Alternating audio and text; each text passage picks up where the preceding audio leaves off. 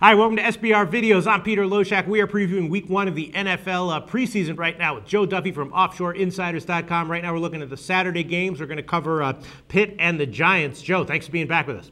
All right, thank you, Peter. All right, Joe, you've given us some great advice, and I followed your picks on Thursday, and I personally did well with them, made money, and I'm excited to hear what you have to say all preseason long. Before we get into this game, give a well-earned plug for OffshoreInsiders.com.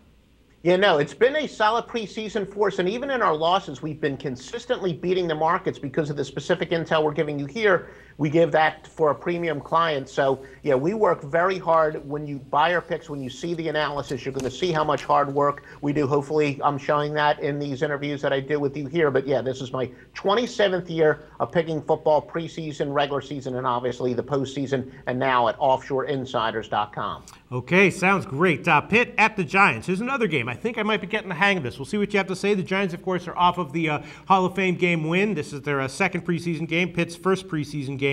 And, the Giants are still kind of learning their new offenses being installed, the West Coast scheme. And here's a quote from the Giants coach, Tom Coughlin. He's on how many people are going to be playing. He said, our guys will play the same amount or maybe a little bit more than they did before. I still want to see everyone who is dressed. So that sounds like this is still basically, a Week 1 preseason game. The Giants aren't going to be, putting any kind of like major minutes into the starters.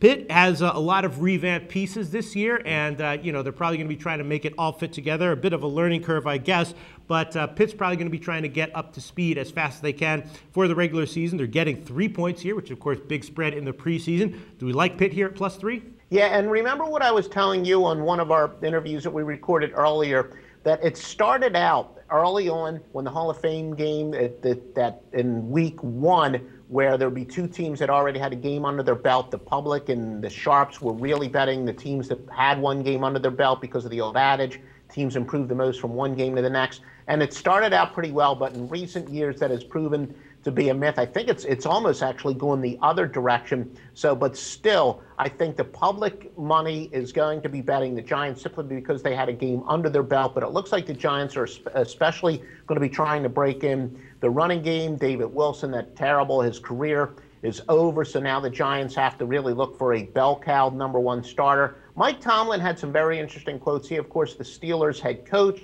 He was saying he's not worried about necessarily winning in the preseason, but last year they went 0-4 straight up, and then they got off to the awful start. Now, Tomlin, I think, was correct in saying why there wasn't much of a correlation because they had a bunch of injuries early last season. But he said he wants to see his players play with a little more sense of urgency. So in reading the tea leaves, Tomlin's not going to do anything different as far as play calling or as far as playing the starters longer. But I think that the players at least want to get that little bit of a monkey off of their back where they don't want to have another winless preseason just in the back of their mind because they got off to such that bad start last year in the regular season. Plus, Pittsburgh has one of the most highly touted rookie classes.